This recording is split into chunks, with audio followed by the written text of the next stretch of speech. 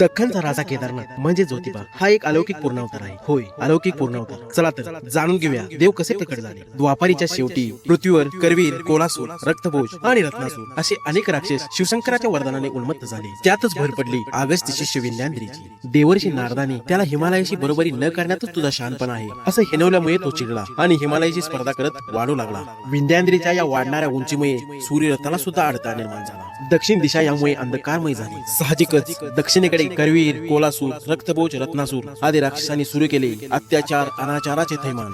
आणि अशातच पुण्यश्लोक गयासुराच्या पुण्याईने त्याचा पुत्र कोल्हासुराने ईश्वराकडून योगदंडाची प्राप्ती करून घेतली. या योगदंडाच्या सामर्थ्याने मानवांना शेया मेंढ्यात रूपांतर करून त्याचे दूध दुभते खाऊन कोल्हासूर मल्हासारखा माजला. त्याच्याकडील योगदंडाचा प्रतिकार ज्योतिर्मय स्वरूपाला शरण जाण्याशिवाय पर्याय नाही असे असल्याने करवीर निवासनी हिमालयात जाऊन ज्योतिर्मय स्वरूपाला साखळी घातली. त्याच वेळी हिमालयात पौगंड ऋषी व विमलांबुजा हे उभय ऋषी दाम्पत्य शुद्ध सनातन ज्योतिर्मय स्वरूपाने पुत्र रूपाने प्रकट व्हावे म्हणून खडतर अशी ब्रह्मकल्प तपश्चर्या करीत होते.